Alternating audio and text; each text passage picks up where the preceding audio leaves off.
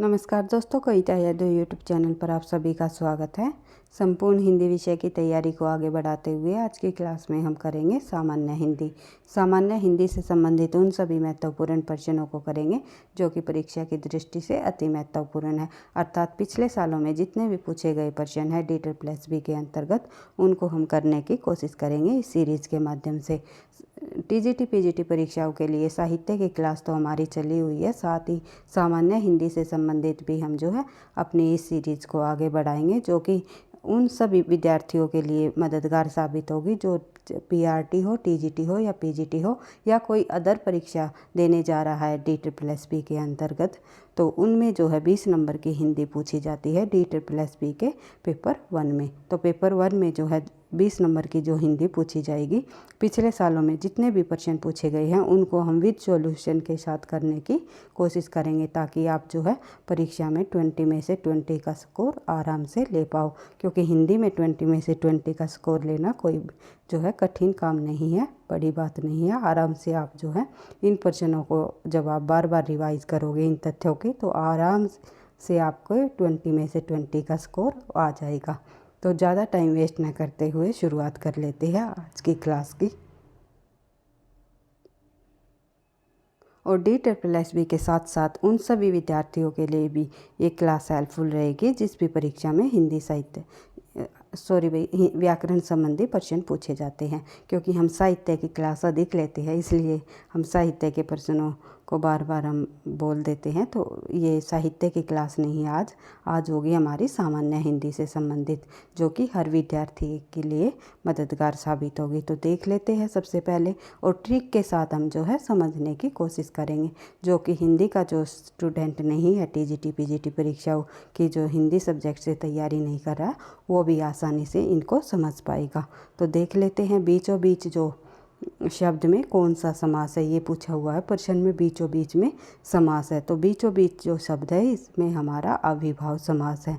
अविभाव समास की जो हमारी ट्रिक होती है, किस प्रकार से हम जो है किस ट्रिक्स के माध्यम से हम अविभाव को समझ पाते हैं कि इस शब्द में अविभाव समास है। एक तो होता है हमारा जो है उपसर्ग। कोई भी अगर शब्द के आगे उपसर्ग लगा हुआ हो, जैसे प्रति हुआ, आ हुआ, और जिस प्रकार से जितने हमारे उपसर्ग है, अगर किसी शब्द के आगे उपसर्ग होगा तो उस शब्द में हमारा जो है अविभाव समास होगा। जैसे प्रति से हमारा जो प्रति उपसर्ग है उससे बन गया प्रतिदिन, प्रतिदिन, प्रतिभोज। कुछ भी हम जो प्रति से जो शब्द होंगे वे हमारे अविभाव समास के अंतर्गत आएंगे। जैसे आ से हमारा बन गया आजीवन। तो ये इस प्रकार से जो शब्द के आगे हमारा आगे उपसर्ग लगा हुआ होता है, तो इसमें हमारे इस शब्द में हो गया हमारा अविभाव समास। आप जो है पहचान कर सकते हो ट्रिक के माध्यम से। और दूसरा, अब आप बोलोगे मैम ये बीचों बीच में तो आपको हमें उपसर्ग नहीं दिखाई दे रहा। तो बीचों बीच जो शब्द है, एक शब्द जब 2 बार आ जाए उसमें भी हमारा जो है अविभाव समास होता है। कि कहने का मतलब ये है, अगर हम ट्रिक से समझे तो एक हमारा अलंकार होता है अनुप्रास अलंकार, जो कि चारू चंद की चंचल किरणें खेल रही थी जलथल में। अगर इस प्रकार से जब हमारे शब्द आ जाए, जैसे बीचों बीच में बीच बीच में, तो बीच बीच में 2 बार आया हुआ है, तो एक ही शब्द जब 2 या 2 से अधिक बार जब हमारा आता है तो इन शब्दों में भी हमारे जो है अविभाव समास होगा। ये आपको ध्यान रखना है। इसकी ट्रिक ये है, जैसे कि दिनों दिन, एकाएक, इस प्रकार से जो शब्द होंगे वे हमारे अविभाव समास हैं। जैसे अगर हम दिन और रात कर देंगे दिन रात, तो ये एक जैसे शब्द नहीं है, ये दोनों शब्द अलग अलग है, इसलिए इनमें अविभाव समास नहीं होगा। दिनों दिन, दिनों दिन, तो इसमें होगा हमारा अविभाव समास। इस प्रकार आप जो है शब्दों को देखकर समझ सकते हो। दिनों दिन में हो जाएगा दिन और रात, इसमें हमारा जो है द्वंद्व समास हो जाएगा। तो एक एक प्रश्न को जो है हम उसके एक एक समास को प्रश्न उत्तरों के माध्यम से समझेंगे। तो देख लेते एक बार मुख्य रूप से समास की परिभाषा को भी। समास उस प्रक्रिया को कहते हैं जिसमें दो शब्द मिलकर उसके बीच के संबंध सूचक आदि का लोप करके नया शब्द बनाया जाता है। और समास से तात्पर्य है संक्षिप्तीकरण, मतलब शब्द को छोटा कर देना। और समास के माध्यम से कम शब्दों में अधिक अर्थ प्रकट किया जाता है। जैसे कि राजा का पुत्र क्या कहलाएगा? राजपुत्र। तो राजा यहाँ पर जो का है हमारा, इसमें कारक चिन्हों का प्रयोग किया हुआ है, तो ये हमारा तत्पुरुष समास है। तो जिसमें कारक चिन्हों का प्रयोग होता है वे हमारे तत्पुरुष समास होते हैं। प्रश्न उत्तरों के माध्यम से हम समझ लेंगे। तो राजपुत्र ये छोटा कर दिया गया, इस राजपुत्र का विग्रह हो जाएगा राजा का पुत्र। तो इस प्रकार से इन्हें ही हम जो है समास कहते हैं। तो समास कितने प्रकार के होते हैं? 6 प्रकार के होते हैं समास। तो अविभाव समास, तत्पुरुष समास, कर्मधारय समास, द्विगु समास, द्वंद्व समास और बहुव्रीहि समास। किस समास को हम किस प्रकार से समझेंगे एक बार रिवाइज कर लेते हैं, फिर प्रश्न उत्तरों के माध्यम से हम बार बार रिवाइज करेंगे तो हमारे जो है एक भी प्रश्न हमारा समास संबंधी गलत नहीं होगा। तो जिस समास में पहला पद प्रधान हो और समस्त शब्द अवयव का काम करे वही हमारे जो है अविभाव समास कहलाते हैं। जैसे कि पहला पद क्या होगा? प्रधान। तो प्रतिदिन हो जाएगा, प्रतिदिन, प्रति प्लस में दिन हो जाएगा हमारा प्रतिदिन। एकाएक हो जाएगा, एक प्लस एक हो जाएगा एकाएक। इस प्रकार से जो शब्द आपको दिखाई दे उसमें हमारे होंगे अविभाव समास। दूसरा हमारा तत्पुरुष समास, जिस समास में उत्तर पद मतलब बाद का पद, जैसे कि धर्म ग्रंथ, तो ये बाद का जो पद है ग्रंथ हमारा प्रधान है इसमें। तो जिस शब्द में बाद का पद प्रधान हो तथा समास करने के उपरांत विभक्ति कारक चिन्ह का लोप हो उन्हें ही हम जो है तत्पुरुष समास कहते हैं। इनमें विभक्ति चिन्हों का जो है लोप हो जाता है, अर्थात कारक चिन्हों का छुपा लिया जाता है। जैसे धर्म का ग्रंथ को क्या हो जाएगा? धर्म ग्रंथ। तुलसी द्वारा कृत, तो क्या हो जाएगा हमारा? तुलसीदास कृत। तो तुलसीदास द्वारा कृत क्या हो जाएगा? तुलसीदास कृत। तो इस प्रकार से शब्दों को आप पहचान सकते हो। बढ़ते हैं आगे। कर्मधारय समास के अंतर्गत जिस समास के दोनों शब्दों के बीच विशेषण विशेष्य का तथा उपमान उपमेय का संबंध हो वही हमारे जो है कर्मधारय समास कहलाते हैं। जैसे कि पहचान कर, जब हम देखें किस शब्द में जो है किस शब्द में हमें कर्मधारय समास मिलेगा, विग्रह करने पर। शब्द का जब हम विग्रह करते हैं तो दोनों पद के मध्यम में जो और के समान, इन दोनों शब्दों को आपको देखना है विग्रह करने पर। अगर ये शब्द आपके वहाँ पर विग्रह करने पर प्राप्त होते हैं तो वे हमारे हो जाएंगे कर्मधारय समास। आई होप आप समझ रहे होंगे। ये इसमें हो जाएंगे हमारे कर्मधारय समास। कैसे? जैसे कि उदाहरण के रूप में हम देखें कमल के समान नयन। तो कमल के समान विग्रह करने पर हमें के समान मिल रहा है, तो यहाँ हमारा कर्मधारय समास कहलाएगा। तो इस प्रकार से कमल नयन, कमल नयन का जब हम विग्रह करेंगे तो हो जाएगा कमल के समान नयन। महान है जो देव, क्या होगा? महादेव। उसके बाद देख लेते हैं आगे, इसमें जो शब्द आ गया तो ये हमारा कर्मधारय समास होगा। विग्रह करने पर जो या के समान जब शब्द आ जाए तो कर्मधारय समास के अंतर्गत आएगा। उसके बाद देख लेते हैं द्विगु समास। द्विगु समास में जिस समास के पूर्व पद पहला पद संख्यावाचक विशेषण हो, यानी कि पूर्व पद का मतलब होता है पहला पद, पहले का जो पद होता है उसमें वो संख्यावाचक विशेषण हो तो वे हो जाएंगे हमारे द्विगु समास। दो पहरों का समूह दोपहर, तीनों लोकों का समाहार त्रिलोक। इस प्रकार से हमें संख्यावाचक शब्द मिल रहे हैं तो ये हमारा द्विगु समास के अंतर्गत आएगा। बढ़ते हैं आगे। द्वंद्व समास। द्वंद्व समास के अंतर्गत द्वंद्व समास में समस्त पद के दोनों पद प्रधान होते हैं तथा दोनों पद समान हो तथा दोनों पदों को मिलाते समय और अथवा या एवं योजक लुप्त हो जाए, वह जो समास होगा हमारा द्वंद्व समास हो जाएगा। जैसे माता पिता, माता और पिता, भाई बहन, भाई और बहन, और दिन रात, दिन और रात। और इसमें जो है विलोमता का भी भाव हमें देखने को मिलेगा। उसके बाद बढ़ते हैं आगे। बहुव्रीहि समास। बहुव्रीहि समास के अंतर्गत जिस समास में दोनों पद प्रधान नहीं होते और दोनों पद मिलकर किसी अन्य विशेष अर्थ को और विशेष अर्थ की ओर विशेष अर्थ की ओर संकेत करते हैं, उन्हें ही हम जो है बहुव्रीहि समास कहते हैं। जैसे महान है जो वीर, महावीर। महावीर शब्द आते ही, नाम आते ही हमारे माइंड में ध्यान आता है हनुमान जी का। ये महान है जो वीर, दोनों महावीर, दोनों पदों में से कोई पद प्रधान नहीं है, लेकिन जो है हमें तीसरे पर जो है उसको जो है समझने पर मजबूर कर रहा है। तो ये यहाँ पर हो जाएंगे हमारे बहुव्रीहि समास। जैसे तीन आँखों वाला, तीन आँखों वाला जब हम बोलते हैं तो क्या कहलाते हैं वे? त्रिलोचन। और त्रिलोचन जब शब्द आता है, नाम आता है, तो हमारा माइंड जाता है भगवान शिव की तरफ। तो इस प्रकार से जो है जब तीसरे का बोध कराते हैं तो उन्हें ही हम जो है बहुव्रीहि समास कहते हैं। इस आई होप आप लोगों को समझ आ रहा होगा। तो देख लेते हैं प्रश्न नंबर 2। प्रश्न नंबर 2 के अंतर्गत जो है अभियान में उपसर्ग है। तो अभियान जो शब्द है इसमें उपसर्ग है अभि। तो देख लेते हैं, जो शब्द किसी शब्द के आगे लगकर उसमें विशेष अर्थ परिवर्तन करते हैं उन्हें ही हम क्या कहते हैं? उपसर्ग। जैसे जीवन के आगे जो शब्द हो गया आजीवन, बंद के आगे जो शब्द उपसर्ग हो गया वो हो गया प्रति, प्रतिदिन, प्रति बंद, और परहार, आहार, विहार आदि जो ये शब्द है जिसमें उपसर्ग लगे हुए होते हैं तो वही हमारे क्या कहलाते हैं? आगे जो शब्द लगे हुए होते हैं वे होते हैं हमारे उपसर्ग। और कई बार ये पूछ लिया जाता है हिंदी में कितने उपसर्ग हैं? तो हिंदी में उपसर्गों की संख्या 13 मानी जाती है। संस्कृत में उपसर्गों की संख्या 22 मानी जाती है। उर्दू और फारसी में उपसर्गों की संख्या 19 मानी जाती है।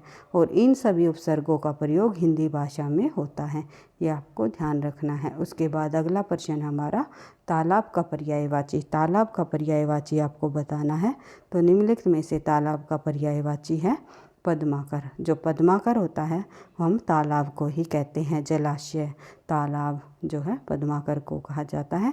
तो भास्कर, प्रभाकर और सुधाकर, इनके भी हम पर्यायवाची देख लेते हैं एक बार, क्योंकि पर्यायवाची शब्द वे होते हैं जो विभिन्न शब्द एक ही अर्थ का बोध कराते हैं, इन्हें पर्यायवाची शब्द कहलाते हैं।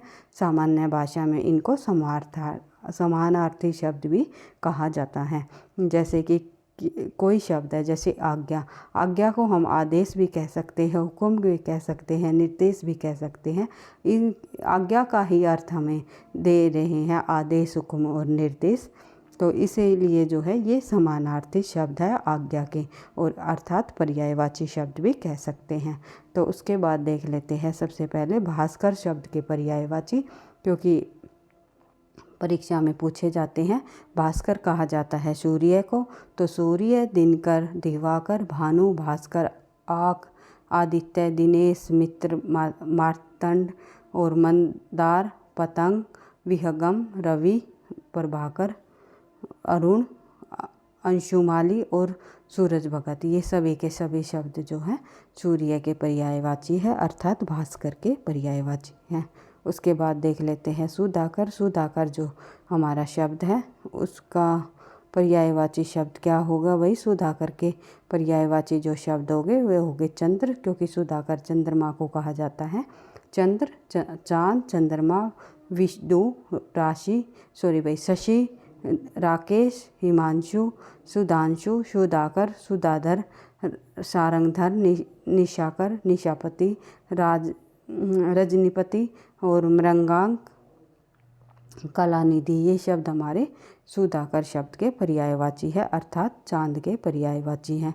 और पद्माकर के तो आपने देख ही लिया, पर्यायवाची शब्द तालाब है और कमल युक्त और जलाशय भी कहते हैं। उसके बाद देख लेते हैं आगे। अगला प्रश्न है हमारा तजो पुंजो का संधि विच्छेद बताइए। जो तजोपुंज शब्द है उसका हमारा संधि विच्छेद हो जाएगा तेज प्लस पुंज। तेज प्लस पुंज जो है हमारी एक जो है ये विग्रह करने पर जो हमारी संधि है तो विसर्ग संधि हम कहलाएगी ये। तो जो पुंज अगर ये पूछ ली जाए ये किस प्रकार की संधि है तो विसर्ग संधि है। तो संधि हमारी 3 प्रकार की होती है। कौन कौन सी स्वर संधि, स्वर से स्वर का जब मेल होकर परिवर्तन होकर जो शब्द मिलता है उसे हम जो है संधि, स्वर संधि कहते हैं। एक संधि जब हम करेंगे तो एक एक संधि को हम आराम से समझेंगे। अधिक से अधिक जब उदाहरणों के माध्यम से हम संधि को समझेंगे तब हमें समझ आ जाएगी। तो अब प्रश्न उत्तरों के माध्यम से कुछ ट्रिक के माध्यम से हम समझने की कोशिश करते हैं। तो संधि हमारी 3 प्रकार की होती है, स्वर संधि, व्यंजन संधि और विसर्ग संधि। स्वर संधि में स्वर स्वर का मेल होकर शब्द बनता है। व्यंजन संधि में तो एक तरफ जो है व्यंजन होता है और दूसरी तरफ स्वर हो या कोई व्यंजन हो, अगर मेल हो जाए दोनों का तो हो जाएगी हमारी व्यंजन संधि। जैसे कि सट आनन, जैसे इस प्रकार से हम लिखेंगे। सट ट हमारा एक व्यंजन है और आनन आनन, तो आ हमारा जो है स्वर, अगर ये दोनों मिल जाएगा तो हो जाएगा सडानन।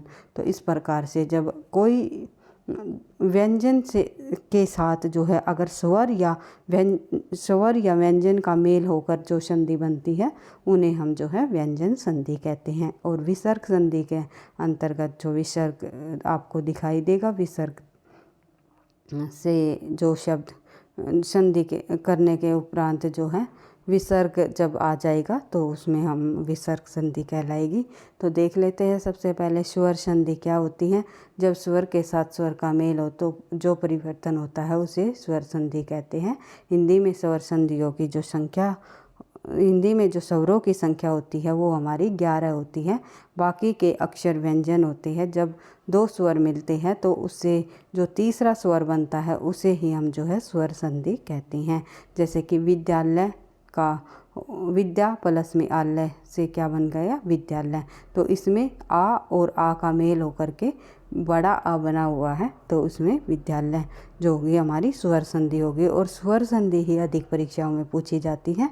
तो स्वर संधि भी हमारी जो है 5 प्रकार की होती है। नाम देख लेते हैं, फिर प्रश्न उत्तरों के माध्यम से हम देख लेंगे कि इस शब्द में कौन सी संधि है। जैसे दीर्घ संधि, गुण संधि, वृद्धि संधि, यण संधि और अयादि संधि। उसके बाद देख लेते हैं, अगर पूरी संधि को अब यहाँ पर हम करने लगे तो वीडियो बहुत ही ज़्यादा लंबी हो जाएगी। तो देख लेते हैं, फिर प्रश्न उत्तरों के माध्यम से हम समझ लेंगे कि किस शब्द में कौन सी संधि है और किस प्रकार हमें पहचान करनी है। तो देख लेते हैं, निम्नलिखित में से शुद्ध वर्तनी वाला शब्द बताइए। तो इनमें से शुद्ध वर्तनी वाला शब्द कौन सा है? आंसर आप लोगों के सामने ही है, राजनीतिक। राजनीतिक जो है हमारा शुद्ध है, और जो अन्य 3 जिसमें दिए हुए हैं ये हमारे गलत हो जाएंगे। उसके बाद देख लेते हैं आगे, निम्नलिखित में से कौन सा शब्द तत्सम है? इनमें से कौन सा शब्द तत्सम है? तो सत्व जो शब्द होगा वो हमारा तत्सम होगा। तत्सम शब्द वे होते हैं जो संस्कृत भाषा से हिंदी में सीधे उच्चारित होने वाले होते हैं। ये शब्द संस्कृत भाषा के शब्दों के लिए आते हैं भाई, जो उच्चारण, वर्तनी और अर्थ के साथ ही हिंदी में अनुकूलित हो जाते हैं। तत्सम शब्दों का प्रयोग हिंदी भाषा के लेख, पत्रों, पुस्तकों, प्रशासनिक कार्यों और विज्ञान क्षेत्र में बड़े पैमाने पर होता है। उदाहरण के रूप में अध्यापन, शिक्षा, विद्यार्थी, छात्र, नगर पालिका, प्रशासनिक, दुर्घटना, हादसा, ये सभी हमारे जो है इनमें जो ये तत्सम शब्दों का जो प्रयोग है ये पुस्तक, प्रशासनिक कार्यों आदि में इनका प्रयोग होता है। और तद्भव शब्द जो होते हैं वे हमारे कौन से होते हैं? जो संस्कृत से हिंदी में संक्रियमान रूप से प्रयोग किए जाते हैं। ये शब्द जो है संस्कृत से निकलकर हिंदी भाषा में बदल कर जो प्रयोग किए जाते हैं, हमारी भाषा को अपनाने में मदद करते हैं। तद्भव शब्द का प्रयोग हिंदी भाषा में वार्तालापिका, नाटक, गीत और अन्य काव्यिक रचनाओं के व्यापक रूप से में किए जाते हैं। उसके बाद देख लेते हैं, जैसे खाना, पीना, पिएना, सुनना, देखना, ये सभी हमारे जो है तद्भव शब्द हैं। उसके बाद देख लेते हैं आगे, निम्नलिखित में से व्यक्तिवाचक संज्ञा बताइए। तो इनमें व्यक्तिवाचक संज्ञा होती है किसी का भी नाम हो, अगर नाम को दर्शाता है तो वे हो जाते हैं हमारे व्यक्तिवाचक संज्ञा। मित्र किसी का नाम नहीं है ना, सर्दी भी नाम नहीं है, एक तरह से भाव है कि हमें सर्दी लग रही है। और दूध भी जो है किसी का नाम नहीं है, हमें ये कोई पदार्थ है ये बता रहा है कि ये दूध है। तो अगर हम किसी का भी अगर नाम देखेंगे तो वो हो जाएगी हमारी गंगा। गंगा शब्द हमारा जो है व्यक्तिवाचक संज्ञा है। वैसे ये सभी शब्द संज्ञा है, कोई भाववाचक संज्ञा है तो कोई जो है जातिवाचक संज्ञा है। तो गंगा हमारा इसमें व्यक्तिवाचक संज्ञा है। किस शब्द से हम किस प्रकार से पहचान करेंगे कि इसमें जातिवाचक संज्ञा है, व्यक्तिवाचक संज्ञा है, भाववाचक संज्ञा है, तो एक बार हम मोटे रूप से जो है जल्दी जल्दी रिवीजन कर लेते हैं। तो संज्ञा किसे कहते हैं? किसी प्राणी, वस्तु, स्थान एवं भाव के नाम को हम संज्ञा कहते हैं। व्यक्तिवाचक संज्ञा जिन शब्दों में किसी विशेष व्यक्ति, स्थान, वस्तु, नाम का पता चले उन्हें व्यक्तिवाचक संज्ञा कहते हैं। जैसे जवाहरलाल नेहरू, अमिताभ बच्चन, नरेंद्र मोदी, बाइबल, कुरान, रामायण, महाभारत, रूस, जापान, अमेरिका, दिल्ली, पंजाब आदि जो विशेष व्यक्ति, स्थान आदि की ओर संकेत कर रही है, ये सभी के सभी हमारे व्यक्तिवाचक संज्ञा हैं। तो अर्थात कहने का मतलब है जो किसी व्यक्ति, स्थान, वस्तु के नाम का बोध कराते हैं वे हमारे व्यक्तिवाचक संज्ञा होते हैं। जैसे राम, गंगा, हिमालय। और जातिवाचक संज्ञा जो हमारे किसी विशेष जो वस्तुओं का पूरी जाति का बोध कराते हैं।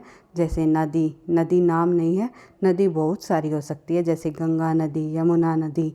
अगर गंगा यमुना बोल दे तो हम कहेंगे कि व्यक्तिवाचक संज्ञा है, लेकिन नदी बोल दिया जाए तो जाति को प्रदर्शित कर रही है, तो जातिवाचक संज्ञा। इसी प्रकार गाय, गाय का कोई एक स्पेशल नाम हो, जैसे सफ़ेद गाय, काली, लाल गाय, इस प्रकार से हम बोलेंगे तो वे हमारे व्यक्तिवाचक के अंतर्गत आ जाएगा और पूरी की पूरी जाति को दर्शाएगा। वे हमारे शब्द हमारे जो है जातिवाचक के अंतर्गत आ जाएगी। जैसे मकान, लड़की, ये सभी हमारे जातिवाचक संज्ञा हैं। जब हम प्रश्न उत्तरों को करेंगे तो बार बार वही शब्द बार बार जब हमारे सामने रिपीट होंगे तो हमें पता चल जाएगा कि किस प्रकार से हमें पहचान करनी है। तो द्रव्यवाचक संज्ञा के अंतर्गत देखेंगे जिस संज्ञा शब्द में उस सामग्री या पदार्थ का बोध होता है जिसमें कोई वस्तु बनी हो, जैसे सोना, चांदी, पानी जो है, ये हमारे द्रव्यवाचक संज्ञा के अंतर्गत आ जाएगा। ठोस हो या जो है द्रव्य हो, किसी भी प्रकार के हो, तो वे सभी हमारे द्रव्यवाचक में आ जाएंगे। अगर ठोस होगा तो ये ऐसा नहीं है कि ये द्रव्यवाचक में नहीं आएगा। ठोस और जो है द्रव्य दोनों जो पदार्थ का बोध कराता है वे हमारे द्रव्यवाचक संज्ञा में आते हैं। तो देख लेते हैं समूहवाचक संज्ञा। समूहवाचक संज्ञा के अंतर्गत जो संज्ञा शब्द किसी व्यक्ति का वाचक न होकर पूरे समूह का बोध कराती है वे हमारी जो है समूहवाचक संज्ञा कहलाते हैं। जैसे परिवार, टीम, सभा, झुंड, कक्षा आदि जो हमारे जो है समूहवाचक संज्ञा के अंतर्गत आते हैं। जैसे एक से अधिक, बहुत ज़्यादा लोगों का जो समूह हो, या किसी का भी समूह हो सकता है, केवल ऐसा नहीं कि केवल लोगों का समूह हो। जैसे कक्षा में बहुत सारे बच्चे हैं तो समूह का बोध करा रही है, तो हमारा हो जाएगा समूहवाचक संज्ञा। झुंड, किस चीज़ का झुंड जा रहा है, बकरियों का जो झुंड जा रहा है या हाथियों का झुंड जा रहा है, तो बहुत सारे का बोध करा रहे हैं, तो वे हमारे समूहवाचक संज्ञा में आ जाएंगे। उसके बाद देख लेते हैं भाववाचक संज्ञा। भाववाचक संज्ञा कौन से होते हैं? जो संज्ञा शब्द किसी भाव, गुण, दशा आदि का बोध कराते हैं। जैसे कड़वा, मीठा, मिठास और यौवन, ये सभी जो है हमारे भाववाचक संज्ञा के अंतर्गत आएगा। उसके बाद देख लेते हैं प्रश्न नंबर 8। निम्नलिखित में से कौन सा शब्द पुल्लिंग है? पुल्लिंग और स्त्रीलिंग शब्दों की पहचान मैंने आपको बता रखी है, ट्रिक से हम करेंगे। तो मेरी या मेरा जो शब्द लगाकर शब्द के आगे जब हम मेरी या मेरा लगाएंगे तो हमें पता चल जाएगा कौन सा शब्द स्त्रीलिंग है, कौन सा शब्द पुल्लिंग है। जैसे आदत के सामने हम मेरी लगाएंगे तो मेरी आदत या मेरा आदत, मेरी आदत सही है इसलिए जो है मेरी शब्द इसके सामने लग गया, मेरी आदत, तो जो है ये हमारा क्या हो जाएगा? स्त्रीलिंग शब्द, पुल्लिंग नहीं है। आलस्य के सामने लगाएंगे तो मेरा आलस्य होता है, मेरी आलस्य नहीं होता, तो मेरा आलस्य होगा तो ये मेरा क्या होगा? पुल्लिंग। तो इस प्रकार से हम पहचान कर सकते हैं। मेरी आग, मेरी आई, ये तीनों शब्द जो हैं हमारे स्त्रीलिंग हैं। उसके बाद देख लेते हैं आगे। स्त्रीलिंग और पुल्लिंग जो शब्दों की तो आपको पहचान मैंने आपको बताई दी, और आपको आई होप आपको पता ही है कि कौन से शब्द हमारे स्त्रीलिंग में आते हैं, कौन से पुल्लिंग में। इसमें कुछ खास डिटेल समझाने की ज़रूरत नहीं है। लिंग हमारे दो भेद होते हैं, पुल्लिंग और स्त्रीलिंग। हिंदी में लिंग के 2 भेद ही माने जाते हैं, संस्कृत में हमारे 3 हो जाएंगे। बढ़ते हैं आगे। अगला जो हमारा प्रश्न है वो है, निम्नलिखित में से कौन सा शब्द अव्यय है। तो अव्यय इनमें से कौन सा शब्द है। अव्यय क्या होता है, जो किसी भी शब्द के, जो किसी भी भाषा के वे शब्द होते हैं जो लिंग वचन कारक आदि के कारण जो है कोई अपना विकार उत्पन्न नहीं करते। तो कोई हम शब्द जिस शब्द में लगाएंगे तो उस शब्द में अगर हम लिंग वचन कारक के आधार पर उसको परिवर्तन भी करना चाहेंगे तो उनमें परिवर्तन नहीं होता। जैसे इसमें है इधर जो शब्द होगा ये हमारा अव्यय कहलाएगा। जैसे राम इधर गया हुआ है, तो राम किधर गया हुआ है, इधर। सीता, अगर राम की जगह हम लिंग के आधार पर हम परिवर्तन करेंगे, राम की जगह हम सीता को भी रखेंगे, वहाँ सीता इधर गई हुई है, तो इधर में कोई परिवर्तन नहीं हुआ, इसलिए जो है ये हमारा इसमें अव्यय है। उसके बाद देख लेते हैं आगे। अगला जो हमारा अव्यय से संबंधित जो परिभाषा है वो देख लेंगे। अव्यय की परिभाषा क्या होती है, किसी भी भाषा के वे शब्द अव्यय कहलाते हैं जिसके रूप में लिंग वचन पुरुष कारक काल आदि के आधार पर कोई भी विकार उत्पन्न नहीं होता, वे हमारे अव्यय कहलाते हैं। अव्यय शब्द के 5 भेद होते हैं, क्रिया विशेषण, संबंध बोधक, समुच्चय बोधक, विषमादि बोधक और निपात भी कहा जाता है अव्यय को। उसके बाद देख लेते हैं आगे प्रश्न संख्या 10। जो सबको समान भाव से देखता हो, तो एक शब्द क्या कहलाएगा, जो सबको समान भाव से देखता हो। एक वाक्यांश के लिए एक शब्द जो क्या होगा इसका तो वाक्यांश के लिए एक शब्द से भी काफ़ी बार परीक्षा में प्रश्न पूछे जाते हैं। तो जो सबको समान भाव से देखता हो उन्हें क्या कहते हैं, उन्हें समदर्शी कहते हैं। सम मतलब समान और दर्शी मतलब देखना, तो समान रूप से देखता हो उसे क्या कहलाते हैं, समदर्शी। और इसके अतिरिक्त जो और अन्य जो ऑप्शन में दिए हुए हैं, सूक्ष्मदर्शी, प्रियदर्शी, दूरदर्शी, इन शब्दों का भी हम मतलब देख लेते हैं।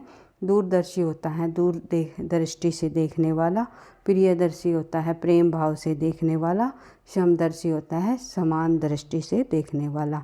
सूक्ष्मदर्शी, सूक्ष्मबीन जो है माइक्रोस्कोप वह यंत्र होता है जिसकी सहायता से आँखों से न देखने योग्य सूक्ष्म वस्तुओं को भी देखा जा सके। सूक्ष्म मतलब बारीक छोटी से छोटी वस्तु को भी हम जो है इसके माध्यम से देख सकते हैं। इस प्रकार से आज की क्लास में हमने 10 प्रश्न ही आज की क्लास में हम करेंगे, क्योंकि आगे के प्रश्नों को हम जो है नेक्स्ट क्लास में करने की कोशिश करेंगे। आप लोगों का अगर रिस्पॉन्स रहा कि हाँ मैम आप इस प्रकार से इस सीरीज़ को आगे बढ़ाओ और हमारे लिए ये बेनिफिट रहेगा, तो हम इस सीरीज़ को और अच्छे से जो है अधिक से अधिक प्रश्नों के साथ जो है आगे चल के हम 20-20 प्रश्नों को करेंगे। और संपूर्ण DEET के अंतर्गत चाहे PRT में प्रश्न पूछे गए हो या फिर TGT के अंतर्गत पूछे गए हो, किसी भी सब्जेक्ट में, जैसे कि सोशल साइंस में या मैथ में या जो है इंग्लिश में या हिस्ट्री में, किसी में भी TGT के अंतर्गत किसी सब्जेक्ट में भी सामान्य हिंदी में प्रश्न पूछे गए हैं, सभी प्रश्नों को हम जो है इस सीरीज़ के आधार पर, इस सीरीज़ के माध्यम से जो है बिल्कुल डिटेल से एक एक प्रश्नों को बिल्कुल उसके अन्य महत्वपूर्ण बिंदुओं के साथ करते हुए अपनी तैयारी को आगे बढ़ाएंगे। भाई वीडियो आपको पसंद आई तो लाइक करना, दोस्तों के साथ शेयर करना, चैनल पर पहली बार हो तो सब्सक्राइब कर लेना ताकि नोटिफिकेशन आपको समय पर मिलता रहे। पढ़ते रहना, आगे बढ़ते रहना। मैं टाइम भी बता दूँगी जो आगे मैं क्लास लूँगी, तो किस वीक में जो है कितनी हम क्लास रखेंगे सामान्य हिंदी से संबंधित और कब कब वे क्लास आएगी, तो इसकी पूरी जानकारी हम जो है मैं नेक्स्ट वीडियो में देने की कोशिश करूँगी। तो इसी प्रकार से जो है क्लास को भी आगे बढ़ाते हुए अपनी तैयारी को आगे बढ़ाएंगे। तो एक बात मैं आपको कहना चाहती हूँ, जो कि मैं हमेशा से आपको कहती हूँ, निरंतर अभ्यास ही सफलता का राज है। प्रश्नों की अधिक से अधिक रिवीजन और प्रश्नों को जो है बार बार कर लेना ही से आपको सफलता मिलेगी, क्योंकि प्रश्नों के जब तक आप निरंतर अभ्यास के साथ लगे नहीं रहोगे तब तक जो है आपको सफलता नहीं मिलेगी। अगर आप जो है अपने टाइम टेबल के अनुसार अनुशासित होकर के निरंतर अभ्यास करते हुए अपनी तैयारी को आगे बढ़ाओगे तो आपको सफलता अवश्य ही मिलेगी। सफलता का राज एकमात्र होता है निरंतर अभ्यास। इसी उद्देश्य के साथ हम हिंदी से संबंधित, संपूर्ण हिंदी से संबंधित, चाहे व्याकरण हो या फिर साहित्य हो, इससे संबंधित अपनी क्लास के माध्यम से अधिक प्रश्नों की रिवीजन करते हुए और बार बार तथ्यों को करते हुए विद एक्सप्लेनेशन के साथ जो है हम आगे बढ़ रहे हैं। तो इसी प्रकार से हमारी क्लास आगे बढ़ती रहेगी। तो पढ़ते रहना, आगे बढ़ते रहना। और एक बार फिर कहना चाहूँगी, वीडियो पसंद आई तो लाइक, शेयर एंड सब्सक्राइब अवश्य ही कर लेना, क्योंकि आपके लाइक और कमेंट से ही जो है मुझे नेक्स्ट क्लास बनाने का मोटिवेशन भी मिलेगा। और कमेंट अवश्य किया करो भाई। पढ़ते रहना, आगे बढ़ते रहना। थैंक यू, धन्यवाद।